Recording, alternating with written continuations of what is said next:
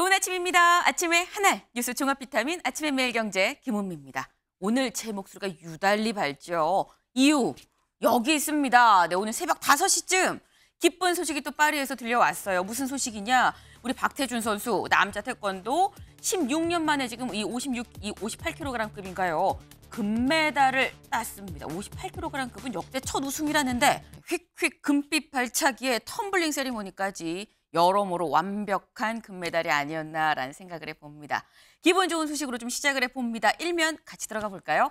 매일경제입니다. 화들짝 놀란 일은 금리 안 올리겠다. 네, 저희가 어제 그제 계속해서 증시 상황 소식 저희가 말씀을 드렸었습니다.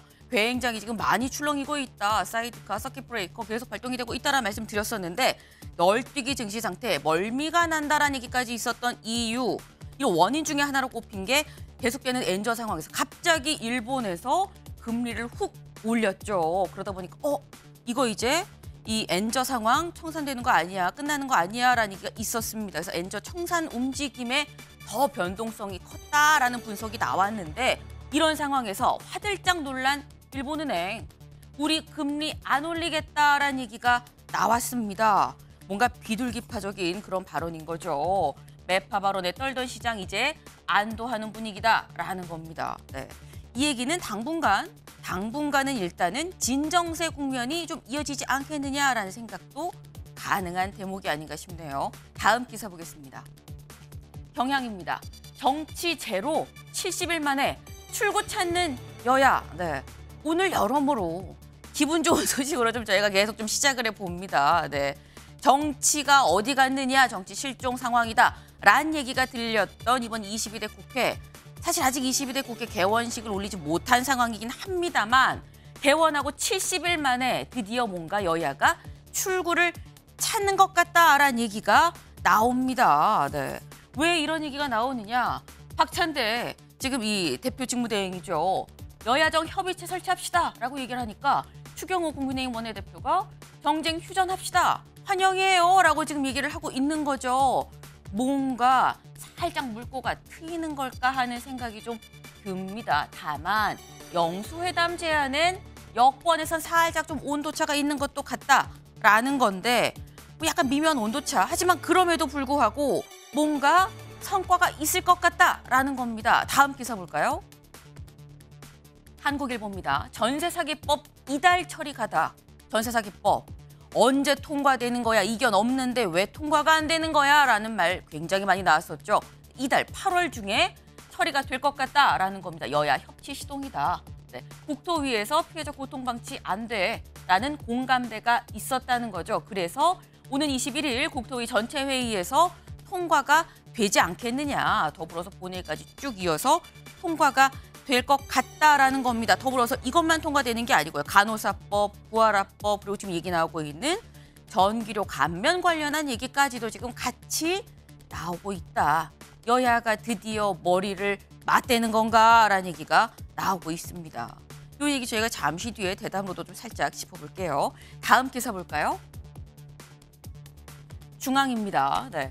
여기 보겠습니다. 안세영, 싸우고 싶은 게 아니라 운동에 전념하고 싶어요 라고 어제 오후에 귀국한 안세영 선수가 얘기를 했습니다.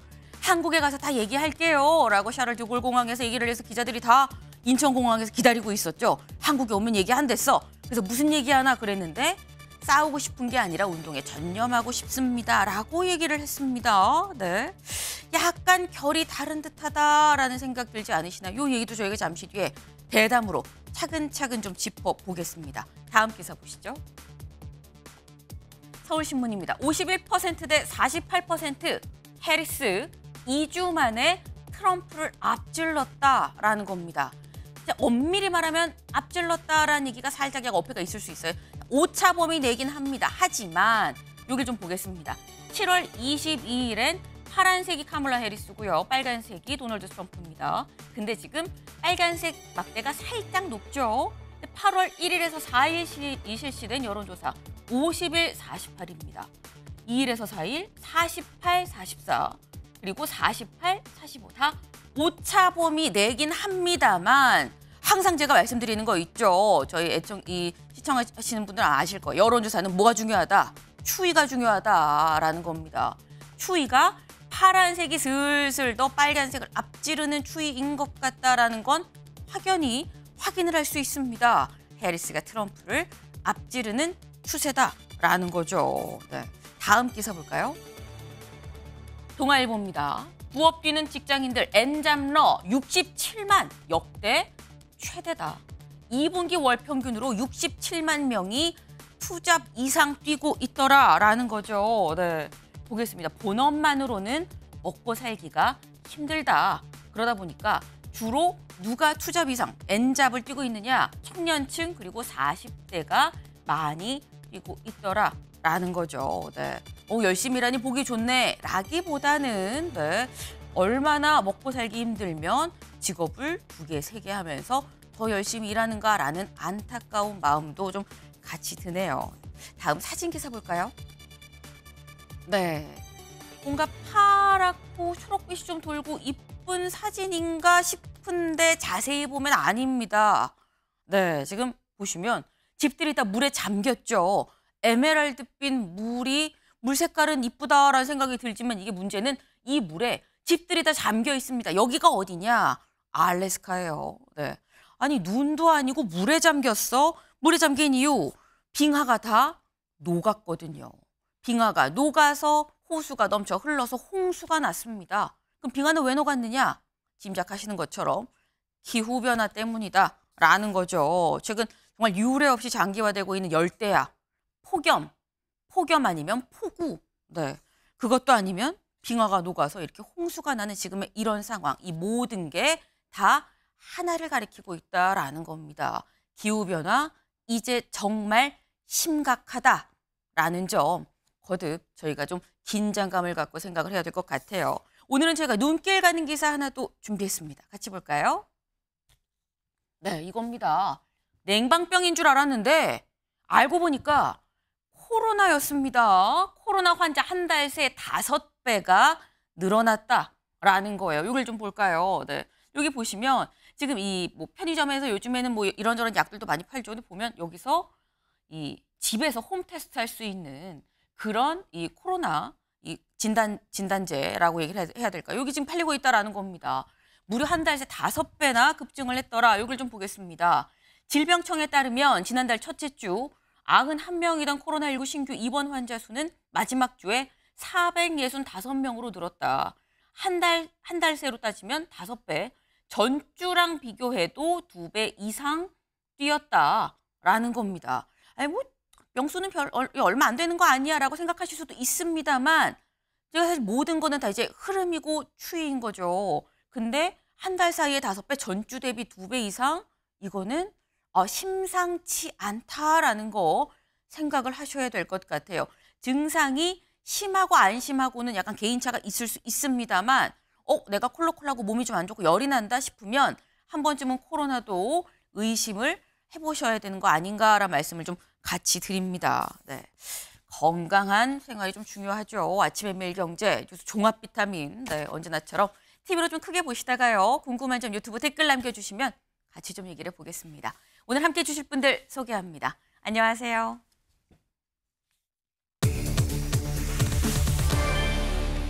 네, 첫 번째 키워드 2라운드입니다. 네, 2라운드 기사 같이 볼까요? 말아낀 안세영, 싸우려는 의도 아니야. 운동 전념하고 싶다라고 보시는 것처럼 어제 귀국한 자리 굉장히 많은 마이크들이 지금 몰려 있죠. 취재진이 몰렸는데 여기서 이렇게 얘기를 했다라는 겁니다. 직접 들어보시죠. 제가 드리고 싶은 말씀은 저는 정말 싸우려고 하는 의도가 아니라 저는 정말 운동에만 전념하고픈 그런 마음을 호소하고 싶은 마음에 그렇게 이해해달라는 마음으로 말씀을 드린 거고요. 제가 여기서 이제 막 도착을 했는데 아직 제가 협회랑도 이야기한 게 없고 또 팀이랑도 아직 상의된 게 없어서 더 자세한 거는 제가 상의한 후에 말씀드리도록 하겠습니다.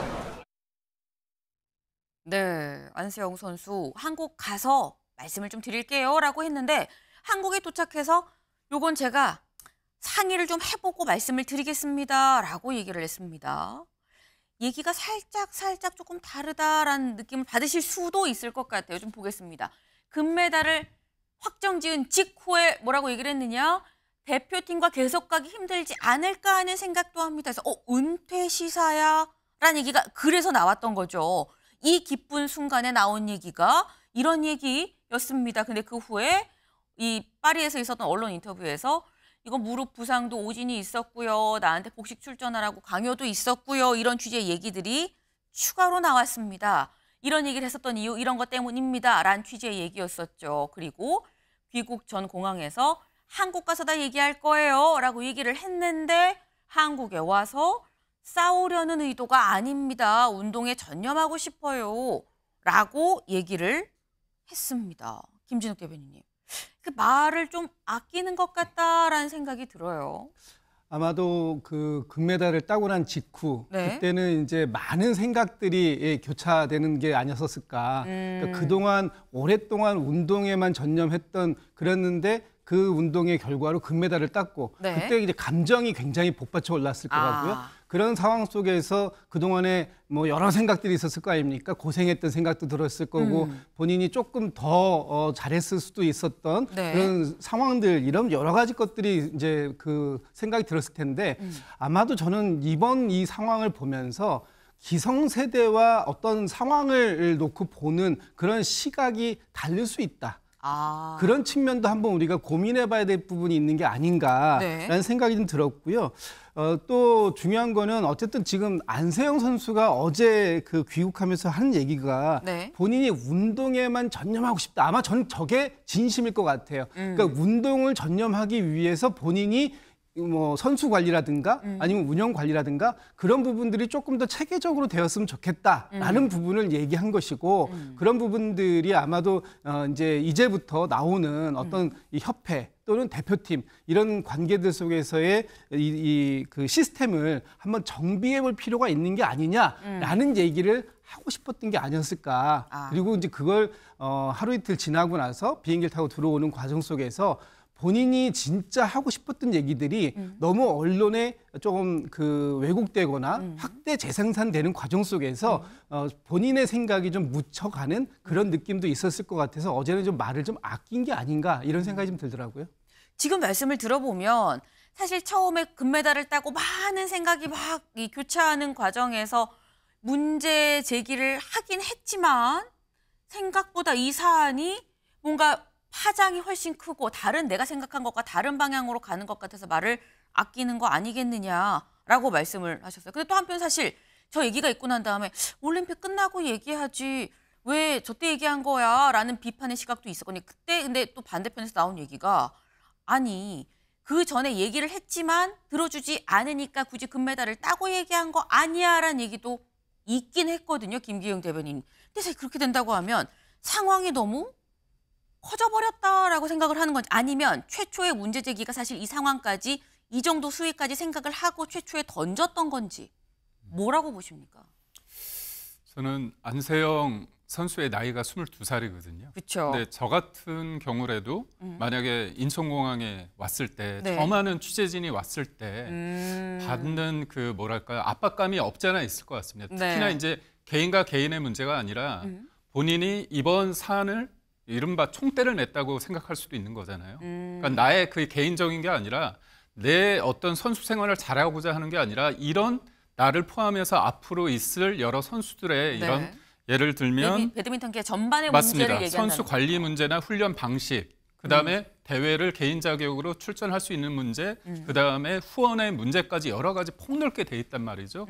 그리고 언론에서는 이게 배드민턴 협회만의 문제가 아니라 다른 협회의 문제까지도 다 크게 보고 있습니다. 그렇다면 본인이 어떤 의도를 가지고 얘기했지만 결론적으로는 크게 볼 수밖에 없고 그 과정에서 내가 생각한 거 이상으로 누군가한테 뭐 아픔이 될 수 있다고 본인도 생각하겠죠. 그게 적절하냐 적절하지 않느냐의 문제를 뛰어넘어서 이게 커진 상황은 맞습니다. 그리고 아직까지 배드민턴 협회에서 물론 어제 입장을 좀 냈지만 안세영 선수가 입국을 했을 때 그때까지는 구체적인 내용이 나오지 않지 않았습니까? 네. 그런 관점에서 봤을 때 저는 이제 우리 패널께서 말씀하신 것처럼 MZ 세대 그리고 안세영 선수가 시기나 이거를 말하는 방식에 있어서의 차이가 있을 수 있거든요. 그 차이가 틀린 건 아닙니다. 그렇지만 조금 이렇게 연세가 있는 분들 관점에서 볼 때는 이거는 네. 뭔가 문제가 있는 거 아니냐 그런 생각이 있을 수 있기 때문에 우리가 차분하게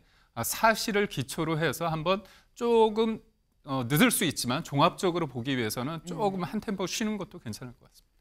좀 공통적으로 두 분이 말씀을 해주신 게 세대 차에 따른 시각의 차이가 있을 수 있다라는 말씀을 하셨어요. 그리고 지금 이 안 선수 나이가 22살이다. 그러니까 그런 점도 서로가 나이 연령대에 비해서 이게 이 보는 시각이 좀 다를 수가 있고 문제 접근하는 방식이 좀 다를 수가 있는데 본질을 놓치면 안 된다라는 취지의 말씀을 하셨습니다. 일단 안세영 선수는 파리에서 금을 따고 일단 공을 쏘아 올렸죠. 안 선수가 쏘아 올린 이 공, 그럼 공을 받는 사람의 입장도 우리가 봐야 될 것 같아요. 1차적으로는 이 공 누가 받느냐? 배드민턴 협회의 감독이 받을 수밖에 없는 겁니다. 근데 어제 김태규 감독 뭐라고 얘기를 했느냐? 이렇게 얘기했어요. 들어보시죠. 부상 관련은 오진이라는 거는 한번 확인을 해봐야 될 것 같고요. 봉합할 수 있었던 기회도 많았을 것 같거든요. 저는 갈등이 있은 적이 없어요. 회장님과 말고 네. 협회 측과 제가 협회장인데 협회 측이면 저지 다른 사람이 있겠어요? 네. 그러니까 갈등이 있은 적 없고요. 제대로 다 선수 생활을 했고 오진 났던 부분에 대해서만 제가 한번 파악을 해서 그 보도자료 때 같이 내드릴게요. 네, 살짝 정정을 합니다. 제가 소개를 감독님이라고 말씀을 드렸는데 협회장이에요. 네, 사실 그 전에 났었던 보도가 아니 다 같이 선수단이랑 같이 협회장도 들어오는 거였는데 먼저 좀 일정을 앞당겨서 들어왔다. 그래서 선수단은 어제 오후에 들어왔고요. 협회장은 어제 오전에 들어왔습니다. 근데 기자들이 물어보니까 나는 갈등이 있었던 적이 없다라고 얘기를 해요. 보도자료 보면 아마 알 겁니다라고도 얘기를 합니다. 근데 그렇다고 한다면 성재준 위원님, 안세영 선수는 갈등을 얘기했는데 지금 김태규 협회장은 나는 갈등이 있었던 적이 없다. 어디서부터 뭐가 미싱이 된 거냐. 어떻게 봐야 되는 겁니까? 아니 그러니까 지금 이제 양측의 입장을 다 들어봤었을 때 지금 네. 협회장님께서 얘기하시는 것 같은 경우는 약간 제가 느끼기에는 너무 좀 공무원 같은 답변을 지금 하시는 것 같고 아니, 갈등이 아예 없을 수는 없죠. 갈등이 없었는데 어떻게 저런 얘기가 나오겠습니까? 근데 지금 기자들 앞에서 저렇게 아무 갈등이 없었다, 아무 문제도 없었다라고 얘기하는 거는 좀 부적절하다는 생각이 들고 또 안세영 선수 같은 경우도 이제 너무 개인 선수로서만 얘기를 또 한 게 아닌가라고 하는 아쉬움도 저는 좀 듭니다. 그러니까 양측이 이러다 보니까 조금 이제 감정 싸움 같이 되는 느낌이 있는데 네. 눈에 띄는 것 같은 경우는 안세영 선수가 이제 귀국했을 때 했던 얘기가 싸우려고 하는 의도가 아니다라고 얘기했거든요. 그 만약에 이제 그 생각해봤을 때 처음에 금메달을 따고 난 직후 네. 작심 발언했었을 그때 분위기를 생각해 본다면 정말로 추가적인 폭로를 이어가겠다라고 하는 마음이 컸으면은 싸우려고 하는 의도가 아니다 이런 얘기는 안 나오겠죠.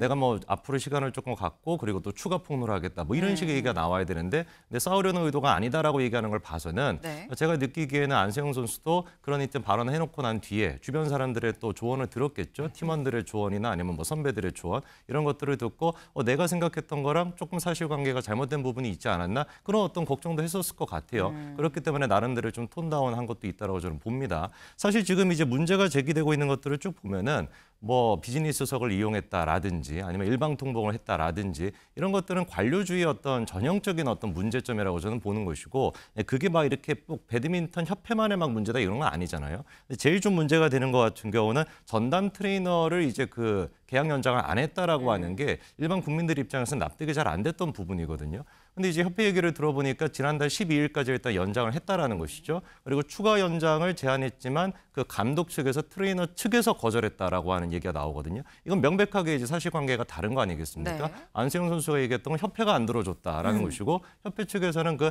한수정이라고 하는 그 개인 트레이너가 거절했다라는 거다 보니까 이런 부분들에 대해 좀 명백한 사실관계가 어긋나는 부분들 이런 것들은 좀 정리가 필요해 보입니다. 네. 양쪽 다 뭐 썩 잘한 건 없지 않느냐라는 말씀이에요. 결론은. 네.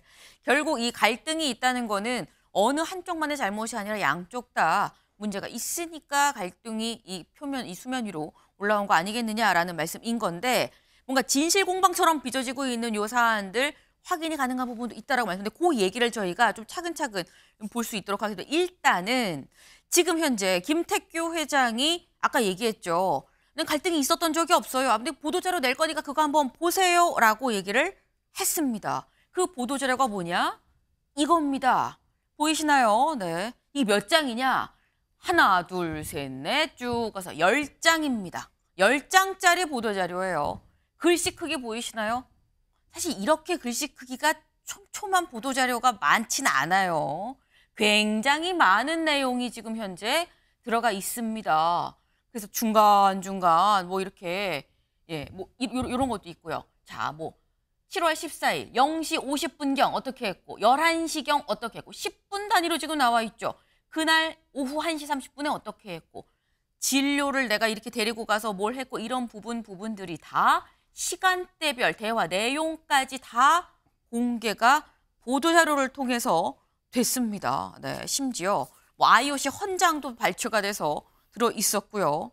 일단 내용 하나하나를 보기 전에 이걸 보면 이동학 위원님. 네.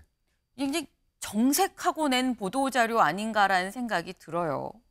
글쎄요. 그러니까 현장에서도 네. 기자회견을 뭐 이렇게 오지 말라고 했다라는 얘기도 있고 선수가 직접 오지 않았다라는 얘기도 있고 여러 가지 얘기가 분란이 있지 않습니까? 근데 그 과정에서 협회하고 선수하고 충분히 얘기할 시간이 있었음에도 불구하고 얘기가 안 됐었다는 거 아닙니까? 그리고 돌아와서 사실은 이 협회장이 이야기를 할 때 아니 선수가 느꼈던 점이 어떤 점인지를 우리가 좀 확인하는 과정이 필요하다. 그래서 그 과정을 통해서 국민들께 소상히 알리겠다. 이렇게 단계적으로 갔었어야 되는데 그 과정이 생략된 채로 지금 일방적인 또 이야기가 또 전개되는 것이거든요.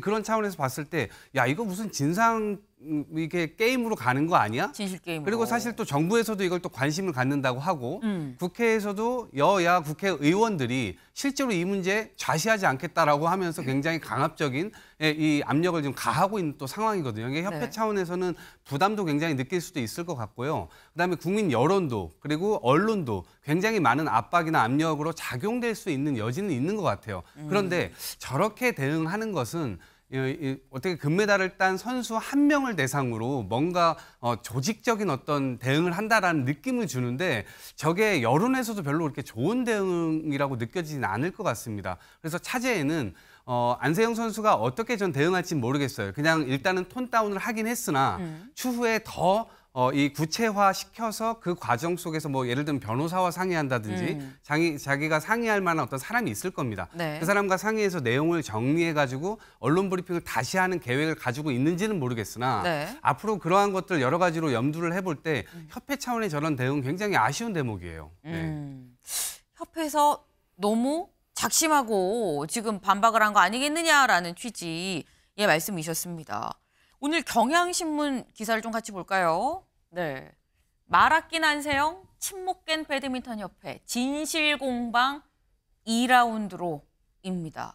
근데 진실공방으로 2라운드로 좀 넘어갔다라는 얘기가 되는 거죠. 한쪽은 말을 아끼지만 한쪽은 또 이제 입을 열었습니다. 다음 기사 볼까요? 아까 저희가 살짝 이 말씀하시는 가운데 여러 가지 포인트들이 지금 얘기가 언급이 된 게 있어요. 먼저 안세영 파리서 부상, 선수 측 치료 지연, 협회 한의사 급파. 네. 요거는 여러 가지 주장 중에 사실 하나죠. 양측이 엇갈리는 주장들이 뭐가 있는지 좀 보겠습니다. 볼까요? 네. 여러 가지 항목이요. 뭐 부상 치료, 전담 트레이너, 또 대표팀을 탈퇴하는 독자 행보 등등등의 많은 부분들이 있는데 먼저 부상 치료 부분. 네. 안세영 선수는 이거 대표팀이 안일하게 생각했다. 내가 그래서 실망했다라고 얘기를 했어요. 뭔가 치료가 제대로 안 됐다라는 취지의 얘기인 거죠. 근데 협회에서는 수차례 병원 검사도 하고 아까 뭐 오전 10시 50분, 오전 11시 어떻게 했고 쭉 시간대별로 얘기를 했습니다. 또 수차례 병원 검사를 받고 치료도 다 받도록 했다라고 얘기를 하고 있고요. 전담 트레이너 부분에 대해서 안세영 선수는 내가 여러 번 얘기를 했지만 받아들여지지 않았다라고 얘기를 합니다. 하지만 협회에선 아니다. 올림픽 끝날 때까지도 좀 하자고 얘기를 했는데 트레이너가 거부해서 할 수가 없었던 거다라고 얘기를 해요. 그래서 사실 금메달 따자마자 한 얘기가 더 이상 대표팀과 같이 갈 수 없는 거 아닌가라는 얘기를 해서 은퇴야라는 얘기가 나왔었죠. 그러면서 하지만 그렇다고 출전 못하게 하는 건 좀 야박한 거 아닌가라는 얘기도 안 선수가 했었습니다. 요 얘기를 한 거죠. 대표팀 나간다고 올림픽 못 나가는 건 야박하다.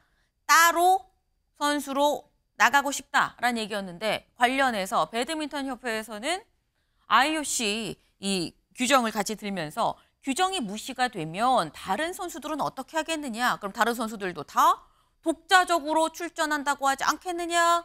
라고 또 얘기를 했어요. 국제대회 참가 여부에. 근데 안 선수는 무리하게 좀 참가하라는 부분이 있었다. 참가하고 싶을 때 참가 못했고 참가하기 싫은데 참가했어야 됐다라는 취지로 얘기를 했는데 여기에 대해서는 배드민턴 협회에서는 그런 적 없다. 아플 때는 다 사유서 내고 그러면 무슨 우리가 벌점 때문에 억지로 뭐 출전을 시킨 것처럼 얘기하는데 벌점 받지 않는다. 그런 적이 없다라고 또 얘기를 하고 있어요. 기자회견 불참 부분 역시 아까 얘기가 나왔죠. 아무 말 하지 말고 약간 기다리라고 얘기를 해서 좀 기다려보겠다라는 취지의 얘기를 했는데 근데 협회 측에서는 우린 그런 적 없다. 안 선수가 왜 기자회견에 안 나왔는지 모르겠다라고 얘기를 하고 있습니다. 근데 이걸 보면 지금 김진욱 대변인 조목조목 이렇게나 얘기가 다를 수 있나라는 생각이 들 정도예요. 양측의 입장이 지금 너무 달라요. 네. 특히 안세영 선수가 파리에서 했던 얘기들 아마 그때 얘기했던 것들은 안세영 선수가 본인이 느꼈던 그런 감정들 그게 뭐 하루아침에 갑자기 느껴진 감정은 아니었을 것이고 그런 것들을 여과 없이 내놨고 또 그것에 대해서 어제 배드민턴 협회가 10장이라는 그런 많은 보도자료, 유래를 찾아보기 어려운데 보도자료 치고는 네. 그런 자료를 통해서 아주 조목조목 반박을 했거든요. 근데 이 상황에서 끝날 것 같지가 않은 거예요. 이제부터 본격적인 진실 공방으로 들어갈 수밖에 없는 단계에 됐다. 그런 차원이 아까 이동화 위원께서 말씀하신 것처럼 협회의 대응이 좀 너무 아쉽다라고 보이는 부분인데 네. 이렇게 되면 이제 선수와 협회가 적으로 갈 수밖에 없는 거잖아요. 사실은 그 전에 거쳐야 되는 단계가 있었던 거죠. 네. 협회 차원에서 선수들이 느꼈던 불만들이 협회는 접수가 안 됐을 수도 있기 때문에 협회가 모르는 과정도 있을 수 있고 또는 알았지만 어쩔 수 없는 과정도 있었을 수 있단 말이에요. 그런 네. 과정들을 서로가 대화를 통해서 어떻게든 조율해보고 수습해보려고 하는 그런 노력이 완전히 생략됐어요. 그 상태에서 지금 이제 이렇게 가면 결국은 이 끝은 어딜까? 진실 공방의 다음은 어디가 되겠습니까? 법적 공방으로 갈 수밖에 없는 상황이 생기지 않겠는가? 네. 그런 부분들이 굉장히 우려스러운 거죠. 그렇다 보면은 안세영 선수가 아까 얘기했던 것처럼 정말 운동에만 전념할 수 있을까? 이게 또 어려워지는 건 아닐까라는 또 우려점도 나오는 거죠. 네.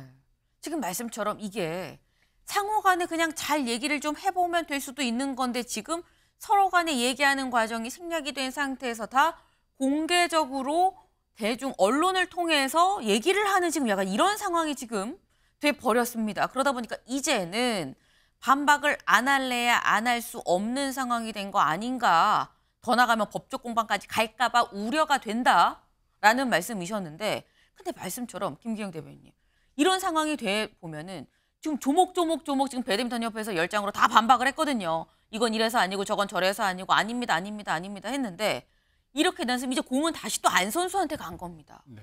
안 선수가 입장을 안 낼 수 있겠느냐라는 생각이 또 들어요.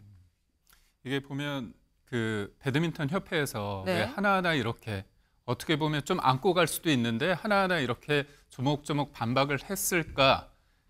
제가 볼 때는 문체부나 대통령실에서 이 부분을 되게 들여다보고 있지 않습니까? 그렇다면 본인들 입장에서는 안세영 선수가 얘기한 부분에 대해서 뭔가 해명을 하고 하나하나 조목조목 반박을 해야겠다. 그런 일종의 뭐 전략 아닌 전략이 있었다고 저는 보고 있는데 네. 저는 이 부분에서 되게 안타까운 게 뭐냐면 금메달 땄을 때 얼마나 기쁨을 말하고 싶겠습니까? 근데도 금메달 딴 이유가 분노를 쌓아서 나의 말의 무게, 내가 하고 싶은 말을 하기 위해서 했다는 그 얘기가 되게 씁쓸한 거잖아요. 그러니까 실질적으로 우리가 부상투혼이란 말이 굉장히 아름다운 말일 것 같지만 끝나고 나면 흐지부지 되는 거 아닙니까? 결국 저는 작년에 항저우 아시안게임의 그 경기를 봤거든요. 네. 그 경기 끝나고 나서 저도 좀 의아했던 게 계속 선수권 대회에 나갔더라고요. 네. 그렇다면 본인이 가졌던 그 부상에 대한 그 두려움 그런 게 계속 있었고 무엇보다도 저는 전담 트레이너 한모 씨에 대한 어떤 뭐랄까요? 서로 의존하고 서로 뭔가 정서적으로 자신감을 얻고 뭐 격려받는 그런 관계가 굉장히 컸는데 이 한 달을 앞두고 같이 못한 부분이 조금 여러 가지 사안에 있어서의 어떤 거리감을 더 늘리는 틈을 벌리는 어떤 계기가 됐다고 보거든요. 왜냐하면 안세영 선수가 낭만 있게 끝내겠다고 했는데 네. 그 낭만을 많이 언급했던 그 분이 트레이너입니다. 뭐라고 얘기했냐면 올림픽이 파리에서 열리는데 얼마나 낭만이 있겠냐. 그리고 그 상대가 중국 선수인데 또 만나는 것이 얼마나 너에게 서사가 있겠느냐. 뭔가 자신감을 계속 불어 넣어줬거든요. 결국 뭐냐면 저는 협회장이 들어오면서 협회가 곧 나다 이렇게 얘기하는 얘기를 듣고 저는 좀 충격을 받았는데 결국은 여러 가지 상황을 보면서 그런 얘기가 들려올 수 있거든요. 근데 본인이 모르면 이건 문제가 없다고 생각하는 그 일방적인 어떤 이런 것들이 좀 그런 게 녹아 있었기 때문에 이런 것들이 하나하나 풀리지 않고 이렇게 켜켜이 쌓여왔던 게 아닌가. 그래서 이거를 문제를 푸는 데 있어서는 안타깝지만 좀 이렇게 디테일하게 갈 수밖에 없는 상황이 좀 안타깝습니다. 네. 결론은 안타깝다네요. 네. 지금 말씀처럼 얘기를 잘 들어보면 지금 그런 말씀이에요. 여러 가지의 불통들이 쌓이고 쌓여서 결국 여기까지 임계치를 넘어섰고 그래서 금메달을 딴 그 순간 폭발한 거다라는 말씀을 하신 건데 지금 얘기가 계속 엇갈리고 있죠. 엇갈리는 상황에서 지금 조목조목 반박에 나섰고 근데 이런 상황에 대해서 방수현 선수가 지금 안 선수 직전에 여자 단식 최초 금메달리스트죠. 방수현 선수가 선배로서도 이런 얘기를 했습니다. 들어보시죠. 또 본인이 좀 힘들고 그 뭐 훈련하는 것들에 대한 모든 것들이 좀 힘들었던 과정은 있고 조금의 뭐 불만이 있었더라도 제가 생각할 때 이제 협회 물론 이런 시스템이나 이런 것들이 조금 변화되어야 되는 건 맞지만 본인이 혼자 금메달을 일궈낸 건 아니잖아요, 사실. 협회도 사실 시스템 문제가 있는 거는 사실이면 그거를 개선을 하면 되는 거예요. 감사한 거는 감사한 거니까 해주고 이제 뭐 자기가 또 금메달 땄으니까 금메달리스트로서의 모든 것들을 다 즐기고 좀 마음에 품고 있었던 거를 잘 정리가 된 상황에서 협회하고 이렇게 좀 얘기를 잘 했었으면 좋았을 건데 너무 좀 안타깝긴 하고요. 네, 지금 또 방수현 선수는 그런 얘기를 협회가 문제가 뭐 없다라고는 볼 수 없는데 또 개선을 해나가면 되는 사안인데 이거를 이렇게 얘기한 게 좀 안타깝다. 금을 혼자 일궈낸 건 아니지 않느냐라는 얘기도 했습니다. 근데 이 얘기는 송재준 위원님, 약간 또 뼈가 있는 얘기이기도 해요. 아마 지금 저 얘기에 공감하시는 시청자분들도 꽤 계실 것 같아요. 그러니까 어떤 분들 같은 경우는 뭐 협회 문제점에 대해서도 또 지목을 할 수도 있지만 어떤 분들 같은 경우는 방금 얘기가 나온 것처럼 혼자 한 게 아니라 팀의 일원으로서 한 것이고 그리고 그 과정에서 뭐 대한민국의 지금 이제 체육 시스템 자체가 어떻게 보면 엘리트 체육으로 돼 있다 보니까 뭐 국민들의 세금부터 시작해가지고 많은 정부 차원의 또 지원이 들어가지 않습니까? 그래서 그런 어떤 연장선에서 이번 또 금메달을 보시는 분들도 계시겠죠. 안세영 선수 물론 훌륭한 점도 있겠지만 그런 면에서 봤었을 때 양측의 지금 입장이 굉장히 좀 저는 아쉽다라는 얘기가 계속해서 나오는 건데 저 개인적으로 좀 추측을 해봤을 때는 나오는 이제 그 입장 차이를 봤었을 때 안세영 선수의 그 표현들이나 발언들이 어떻게 보면 굉장히 좀 감정적이에요. 그러니까 뭐 예를 들어가지고 협회가 어떤 거 뭐 한의사 같은 거를 이제 뭐 이렇게 지원해줬다라는 거에 대해서 안세영 선수가 그건 미봉책에 불과하다라고 얘기를 한다든지 협회 같은 경우에 배려라고 이렇게 얘기하다 보니까 이거는 그냥 한 가지 사안에 대해 가지고 양측이 그냥 감정적으로 다르게 지금 바라보는 거 아니겠습니까? 어떻게 해가지고 왜 어떤 지경 때문에 이렇게 지금 됐는지 그리고 그 과정에서 얼마나 또 안세영 선수가 자기가 의사를 나름대로 표현했는데 협회 차원에서 그게 안 들어졌던 것인지 그러니까 이런 것들에 대해서 좀 종합적으로 우리가 봐야 되는 것이지 어떤 한쪽의 입장만을 듣고서 누구가 이제 악이다 이렇게 이제 규정할 필요는 없을 것 같습니다. 굉장히 중요한 말씀이에요. 한쪽만 보고 어느 쪽이 악이다, 한쪽이 선이고 한쪽이 악이다의 문제가 아니다라는 겁니다. 중요한 건 양쪽 간에 서로 얘기가 다르고 불편한 점이 있고 문제가 있다면 얘기를 해서 풀어나가면 되는 거지 한쪽은 선, 한쪽은 악, 이 문제가 아니다라는 점입니다. 실제로 배드민턴 협회는 또 뭐라고 얘기를 했느냐 다음 기사 볼까요? 배드민턴 협회 안세영 대표팀 떠나지 않도록 할 것. 협회에서 조목조목 반박을 하긴 했지만 그렇다고 우리가 당신과 더 이상 못 가라는 게 아니다라는 겁니다. 우린 계속 안세영 선수와 함께 가고 싶어요. 대표팀 떠나지 않도록 하겠다라고 얘기했습니다. 안 선수 아까 들어오면서 한 얘기 직접 들으셨죠. 싸우자는 게 아니에요. 운동에 전념하고 싶다라는 겁니다. 라고 얘기를 했어요. 이걸 보면 양쪽 다 이 상황을 잘 풀어가고 수습을 하고 싶다라는 의지는 분명히 이해가 되는데 이동학 위원님. 네. 중요한 건 사실 상처가 아무는데 흉터가 남느냐 안 남느냐, 크게 남느냐 작게 남느냐 아닙니까? 여기서 조금 더 나가면 네. 아마 제3자가 개입해야 될 수밖에 없을 겁니다. 그러니까 뭐 예를 들면 이 문제에 대해서 진상조사단을 네. 정부 차원에서 꾸린다든지 문체부에서 꾸릴 수가 있겠죠. 여러 가지 사안들을 저걸 정리하기 위해서 스스로들이 정리해내지 못하면 결국 그 문제까지 좀 가게 될 것이라고 보는데 지금 문체부 산하에 스포츠 혁신위원회라는 게 있어요. 네. 2019년도 1월 달에 빙상 코치가 학생 선수를 성폭행하면서 야 이거 체육계에 굉장히 큰 문제가 있는 거 아니야? 라고 해가지고 체육계 선수들도 만나고 학부모님들도 만나고 팬들도 만나고 그다음에 관계자들도 만나고 여러 가지 이제 권고안들을 또 내게 됩니다. 근데 그 이후로도 사실은 스포츠계가 어찌 보면 이제 상명하복에 이 질서가 딱 자리하는 곳이다 보니까 그렇죠. 선수 차원에서도 제대로 말하지 못하는 부분이 있을 겁니다. 그나마 본인이 얘기했듯이 금메달을 땄기 때문에 발언권 이런 것들을 얻어서 자기가 얘기할 수 있는 거다 이렇게 인식을 하고 있잖아요. 그러니까 아마 안세영 선수도 그렇고 협회 차원도 그렇고 굉장히 곤혹스러운 상태지만 어쨌든 이 상황이 네. 제대로 잘 봉합되려면 걸려 있는 문제들이 어쩌면 해결이 돼야 돼요. 그 해결이 되지 않은 상태에서 그냥 이대로 덮자라고 얘기를 하면 아마 뒷맛이 쓸 겁니다. 그리고 앞으로 이런 문제는 계속해서 또 일어나게 될 거예요. 그래서 우리나라도 이제 선진국이고 스포츠도 어떻게 보면 전 세계에서 굉장히 강국으로 물론 엘리트 체육으로 다른 나라와는 좀 다른 길을 가고 있는 것이지만 네. 어쨌든 선진화될 필요가 있는 거죠. 그래서 그런 차원에서의 역할까지도 좀 앞으로 기대를 해보면 좋겠습니다. 대충 덮으면 다음에 또 터져 나온다. 지금이 아파도 제대로 고치고 넘어가야 된다라는 말씀을 하셨어요. 오늘 그래서 만평이 이런 만평이 나왔습니다. 뭐냐? 배드민턴 채죠. 근데 여기 좀 보이시나요? 관행이라고 빨간색으로 써져 있습니다. 네. 제목은 줄갈이. 네. 관행이란 줄 갈아야 된다라는 거죠. 뭔가 관행이란 이름으로 뭐 비합리적이고 불합리한 부분들이 있다면 그런 부분들은 이번에 잘 줄갈이하고 넘어가자라는 얘기가 나오는 겁니다. 한편 이런 논란 속에 여자 탁구팀 소식도 사실 전해졌어요. 여자 탁구팀. 네. 8강 이 단체전 8강전 승리를 했죠. 승리하고 벌어진 삼겹살 파티더라라는 겁니다. 네. 굉장히 화기애애해 보이는 삐약이 신유빈 선수도 여기 같이 좀 있고요. 네. 기분 좋게 지금 삼겹살을 먹는 근데 이 자리가 선수단만 있는 것도 아니고 선수단, 스텝 다 같이 먹는 삼겹살 파티였다라는 겁니다. 네.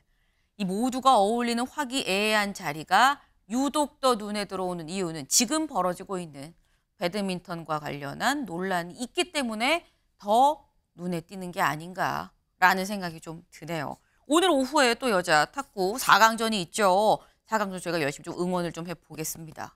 다음으로 좀 넘어가 볼까요? 사람에 주목해보는 시간 아침엔 피플입니다. 오늘 이렇게 두 사람. 네, 먼저 첫 번째. 유명한 아이돌 누구? 맞습니다. BTS 슈가죠. 모르는 분 없을 거예요. 근데 왜 오늘 아침엔 피플에 선정이 됐느냐? 기사 같이 보시죠. 네. 음주 전동 킥보드 BTS 슈가 입건. 네, 지금 현재 사회복무요원으로 근무를 하고 있습니다. 근데 이제 사회복무요원은 오전 9시부터 6시까지만 하고 이제 퇴근을 하는 출퇴근제죠. 그러다 보니까 밤 11시, 여기 좀 볼까요? 경찰에 따르면 휴가는 전날 밤 11시가 좀 넘은 시각에 서울 용산구 한남동 길거리에서 전동 스쿠터를 타다 혼자 넘어진 채로 발견이 됐다. 당시 인근에 있던 경찰이 넘어진 슈가를 도와주러 가보니 술 냄새가 나서 근처 지구대로 인계한 것으로 알려졌다. 슈가의 혈중 알코올 농도는 면허 취소 수치, 이 면허 취소 수치 0.08% 이상으로 측정이 됐다라는 겁니다. 술을 마신 상태에서 전동 킥보드를 이 킥보드가 아니라 뭐 스쿠터다라는 얘기도 있습니다만 전동 킥보드를 탔다라는 거예요. 관련해서 슈가가 직접 또 사과문을 이 팬 커뮤니티에 올리기도 했습니다. 뭐라고 했느냐? 식사 자리에서 술을 마신 후 전동 킥보드를 타고 귀가를 했는데 가까운 거리라는 아니한 생각, 그리고 음주 상태로는 이용이 불가하다는 점을 인지 못하고 도로교통법규를 위반했습니다라고 얘기를 하면서 집 앞 정문에서 이 전동 킥보드를 세우는 과정에서 혼자 넘어졌고 주변 경찰관 음주 측정 결과 면허 취소 처분과 범칙금을 부과받았다. 변명의 여지 없는 제 책임이기에 모든 분들께 머리 숙여 사과합니다라고 명확하게 당시의 상황도 같이 설명을 하면서 사과를 했습니다. 근데 사실 이런 기사가 사실 김진욱 대변인 예전에는 볼 수 없었던 기사예요. 전동 킥보드를 타서 음주에 걸렸다라는 거는 뭐 볼 수가 없었던 건데 일단 음주 킥보드도 공인이기 때문에 논란이 될 수밖에 없는데 공인도 그냥 공인이 아니라 전 세계 아미를 가지고 있는 BTS다 보니까 주목을 안 받을래 안 받을 수 없는 사안이 돼버렸어요. 지금 이제 우리 사회에서 요즘에 가장 크게 문제가 되는 게 뭐냐면요. 개인형 이동장치라고 우리가 이걸 PM이라고 부릅니다. 이 사고가 굉장히 많이 일어나고 있어요. 네. 그것도 급속도로 많이 일어나고 있는데 근데 그 문제는 뭐냐면 그 개인형 그 이동 장치 이것들을 음주 후에도 이용 가능하다라고 생각하시는 분들이 많은 거예요. 근데 그러니까 보통 우리가 이 그 킥보드가 됐던 아니면은 지금 얘기하는 좌식 그 전동 스쿠터가 됐던 혹은 자전거까지도 음주 후에는 반드시 이용하면 안 된다. 이건 문제가 있다라는 걸 인식해야 되는 게 제일 중요하고요. 네. 지난달에 경기도 일산의 호수공원에서 60대 그 부부가 산책을 하고 있었는데 이 그 학생들이 그 타고 다니던 스쿠터에 받쳐가지고 사고가 났어요. 그래서 그 자리에서 그 아내분이 돌아가시는 그런 안타까운 사고도 있었거든요. 그러니까 지금 그 자료 화면에 나가고 있는 것처럼 요즘에 저 그 PM이라고 하는 개인형 이동장치가 너무 길에 많은데 근데 좀 주의를 해야 할 필요가 있고 또 저런 사고들이 너무 많아지고 있어요. 근데 거기다가 음주까지 했다? 이거는 그 하나의 살인 행위에도 저촉될 수 있다. 그래서 이 부분에 대해서는 지금 법규에도 음주 운전으로 처벌하게 되어 있습니다. 이거는 형사 법무로 처벌을 받게 되어 있고 그 부분에 대해서 이제 형사 입건이 된 건데 다시는 이런 정도의 일들이 일어나지 않는 상황이 됐으면 좋겠고 또 본인이 반성을 하고 있으면서 이것이 아마 크게 화제가 됨으로써 내가 이거 음주 후에도 이 개인형 이동 장치 뭐 스쿠터라든가 또는 자전거까지도 이용해도 되겠지 이런 생각을 이젠 접어야 된다 하는 부분들을 명확하게 보여주는 사건이 아니었나 싶습니다. 네.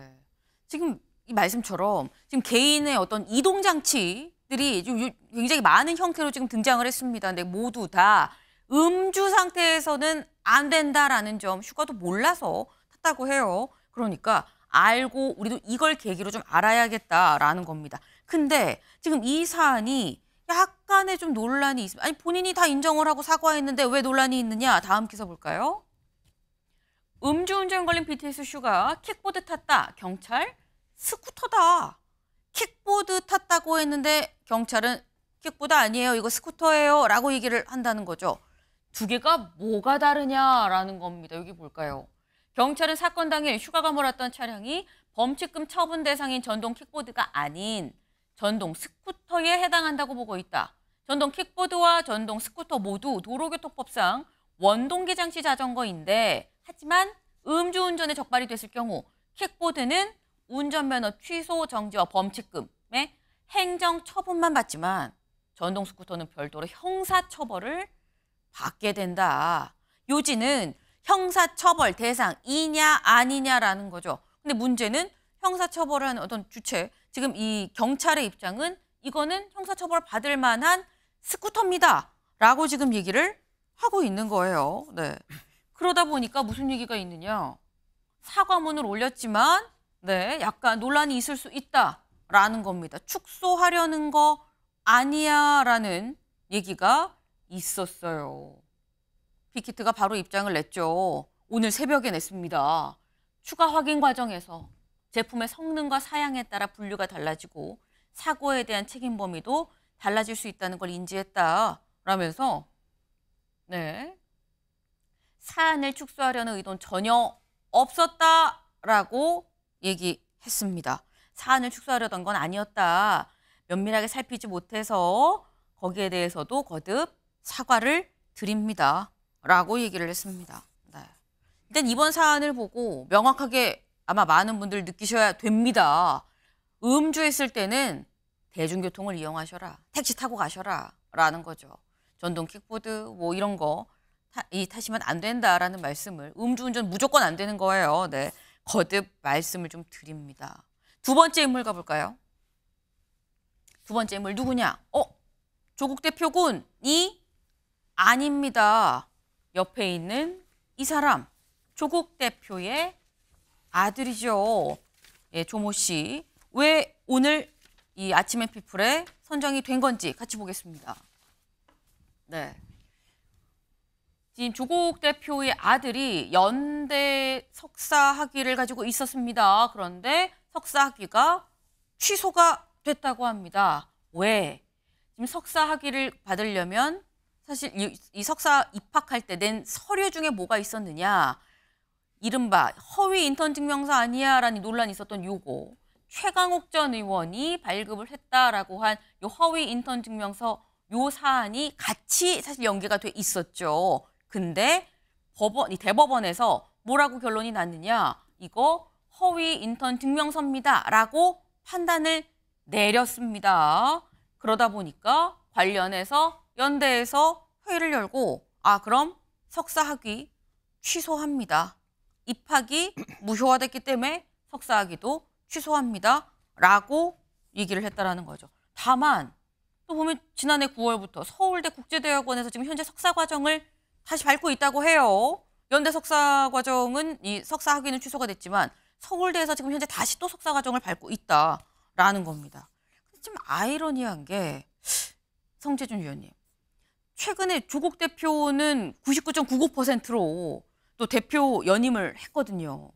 근데 아버지는 굉장히 정치적으로 어떻게 보면 좀 승승장구하는 이런 상황에서 아들은 약간 또 학위가 취소되는 좀 아이러니한 공교로운 상황이 아닌가라는 또 생각이 듭니다. 그게 어떻게 보면 대한민국의 지금 부정의의 단면이라고 할 수 있겠죠. 이거는 아이러니하면 안 되는 거거든요, 원래는.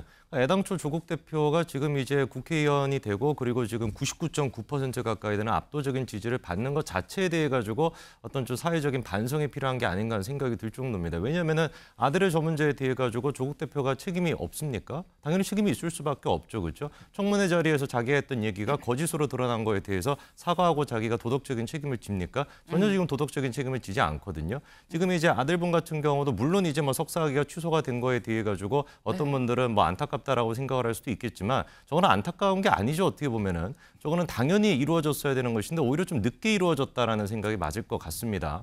그리고 이제 서울대 지금 국제대학원 석사 과정을 하고 있다라는 것도 저는 오늘 처음 한 사실인데 네. 아니 서울대학교에서 좀 이 부분에 대해 가지고 저는 좀 질문이 듭니다. 연대를 진학하는 과정에서 저런 식의 어떤 문제가 있었는데 만약에 조국 전 장관의 아들이 아니라 일반 어떤 학부모의 아들이었다라고 한다면 다른 학교에서 다른 데도 아니고 연세대입니다. 연세대학교 진학하는 과정에서 부정을 저질렀다라는 게 그게 확인이 되고 있는 와중에 이 친구가 다른 어떤 학교에 가가지고 석사 과정을 밟을 수가 있을까? 일반 학생이었다라고 한다면 저는 그 부분에 대해서도 좀 문제를 제기하고 싶고 조국 대표 같은 경우는 지금 이제 아들이 이 문제에 대해 가지고 뭐라고 입장을 낼지는 봐야 되겠습니다만 네. 글쎄요 또 뭐 연세대학교가 뭐 이상한 결정을 내렸다 이렇게 얘기할지는 모르지만 그래도 조국 대표가 이 부분에 대해서 좀 도덕적인 책임감을 조금이라도 느꼈으면 좋겠습니다. 이런 결과에 대해선 조국 대표도 도의적인 책임을 느껴야 되는 거 아니겠느냐라고 좀 말씀하셨어요. 그러면서 이 조국 대표가 과거에 청문회 때 했었던 얘기 그럼 거짓으로 판명된 거 아니냐라는 말씀도 하셨는데 사실 관련해서 이런 얘기를 했었죠. 직접 들어보시죠. 어떻게 지금까지 28명의 그 대상자 중에 또 유일하게 고등학생은 이제 증명서로는 아들이 유일합니다. 그리고 2015년 이후 유일한 증명서 발급 대상자가 후보자의 아들입니다. 이것은 제 추측입니다만 연대 정외과 대학원에 서류할 때 들어가지 않았을까. 아들이 이걸 발급받을 이유가 있었나요? 그 연대 정외과 대학원 갈 때는 입시는 필기 시험을 보았습니다. 아니 저는 그걸 말하는 게 아니라 필기 시험으로 입시를 이 한 서류가 작용을 했나 안 했나. 왜 그러면 아드님께서 2017년 10월 달에 이걸 왜 발급받았는지 제가 확인을 잘 해보겠습니다. 네. 그때 확인해 보겠습니다라고 했었는데 그게 추후에 결국 검찰에서 쭉 들어가서 대법원 판단까지 난 거죠. 그래서 허위 인턴 증명서다. 그래서 결론적으로 아들의 연대 입학 석사 학위가 다 취소가 됐고 현재는 다른 대학교의 석사 과정으로 좀 재학 중이다라는 겁니다. 근데 사실 조국 대표 입장에선 아들 말고 먼저 앞서서 딸 조민 씨의 이 판결이 먼저 나왔었어요.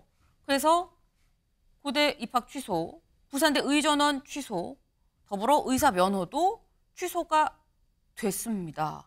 지금 현재 조국 대표 입장에서는 아들과 딸의 학위 면허가 다 같이 지금 취소가 됐다라고 좀 봐야 되는 건데 정치적 영향력을 넓히고 있는 아버지 반면에 학위가 취소된 자제들의 상황이 상당히 좀 역설적이지 않나라는 생각을 좀 같이 해봅니다. 다음 키워드 넘어가 볼까요?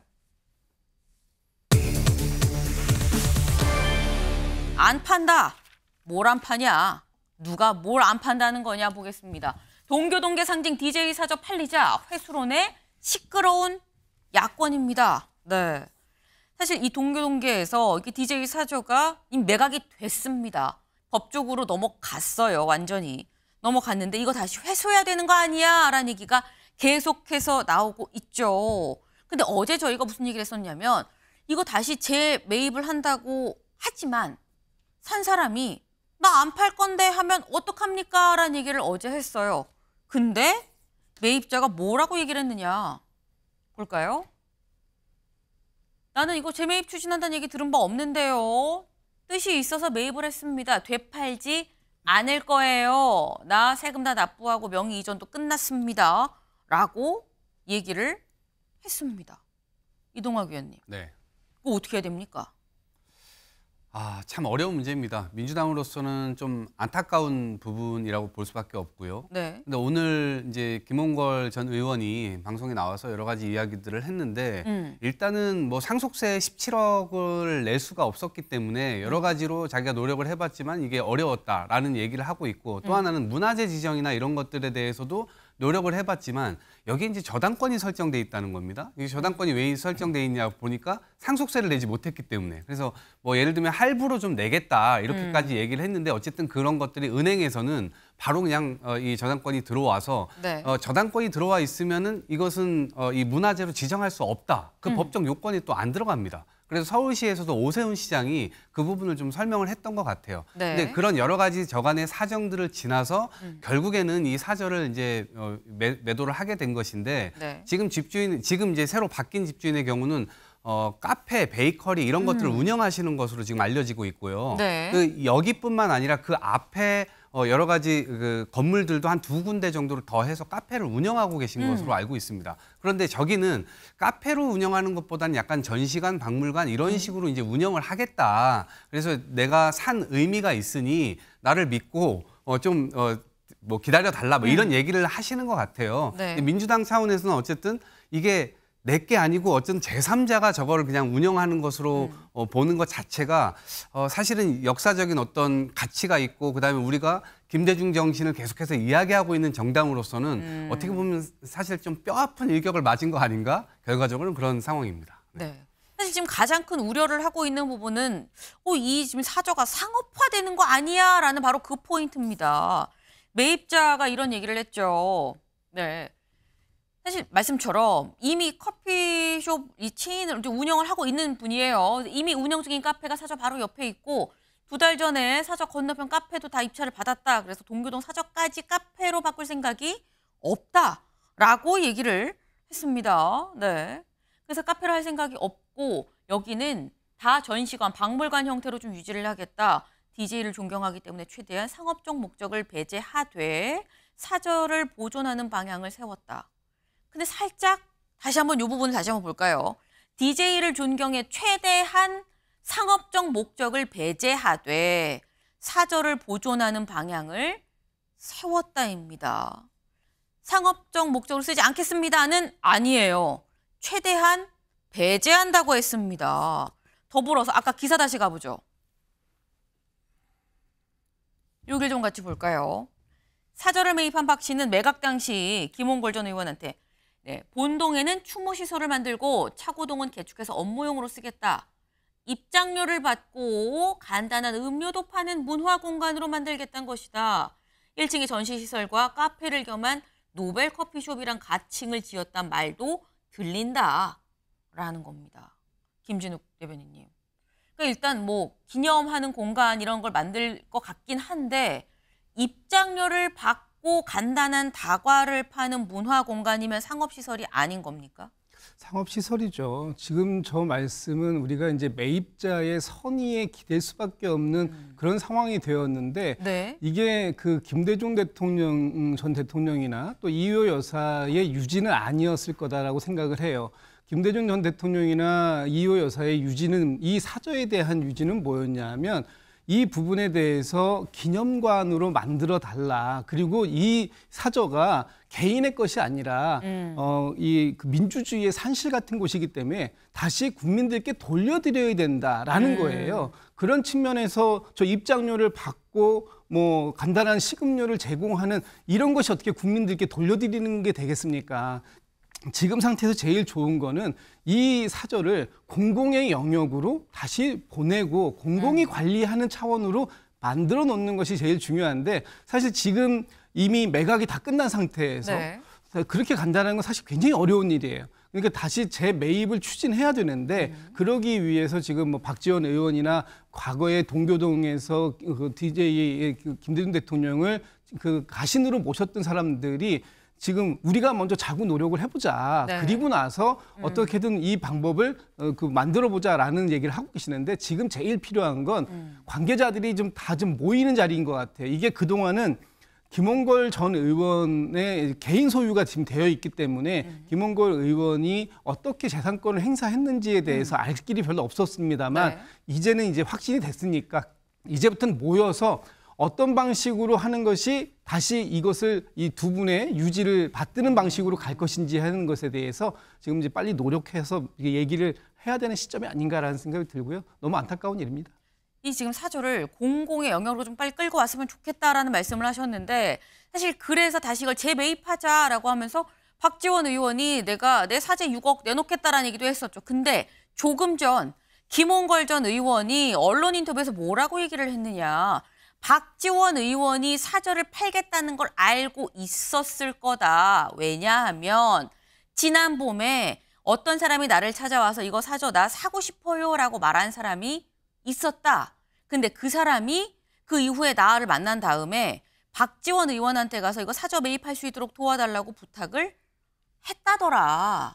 그러면 박지원 의원은 사저 매입 얘기가, 이 매각 얘기가 오가는 걸 몰랐었냐? 알고 있었는데 왜 이제 와서 팔리고 난 다음에 사재를 털어서 뭐 다시 매입한다는 얘기를 하고 있는 거냐라는 취지로 김홍걸 전 의원이 조금 전에 언론 인터뷰에서 또 얘기를 했습니다. 근데 이게 이렇게 가버리면 김기영 대변인님 여기서 또 다시 또 뭐 진실 공방 비슷하게 지금 되는 것 같아요.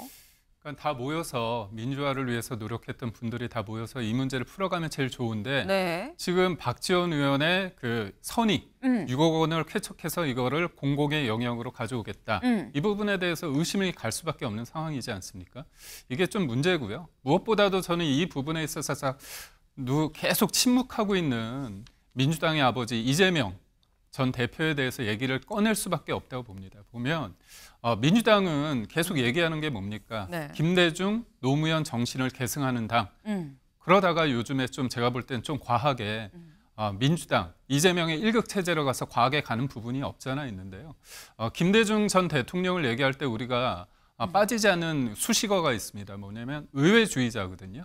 그러니까 의회 정치라는 건 어떻게 보면 법에 더해서 대화와 협치로 진행되기 때문에 어느 정도의 어떤 공간이 필요합니다. 여백의 미가 필요한데 지금 법에 다수에 의한 어떤 숫자에 의해서 과도하게 법이라는 것에 의존하면서 어떤 정치라는 공간이 말라버리고 어떤 작동하지 않고 있거든요. 네. 그런 면에 있어서 제가 볼 때는 이재명 대표가 책임감 있게 물론 지금 전대 과정에 있지만 충분히 이런 메시지를 낼 수 있다고 봅니다. 그렇다면 민주당 입장에서 이거에 대해서 명확한 입장을 내는 게 이 문제를 푸는 데 있어서 가장 큰 어떤 방안이 될 수 있다고 봅니다. 김진욱 대변인님, 짧게 여쭤보겠습니다.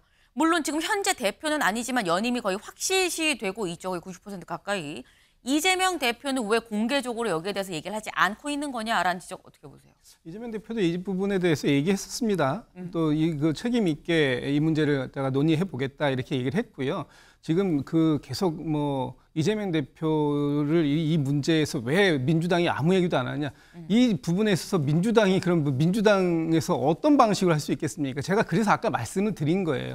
지금 과거에 김대중 대통령을 모셔왔던 가신 그룹들이 먼저 지금 자구 노력을 얘기하고 있고 그 과정 속에서 관계되어 있는 재단이든 어느 기념사업회든 혹은 또 두 분의 자제분들이든 모두가 모여서 이 문제를 공공으로 가져올 수 있는 최적의 방안을 만들어보자라고 말씀드렸던 부분이 아마 그런 부분에 다 동의를 하고 계실 거다 이렇게 말씀드리겠습니다. 네.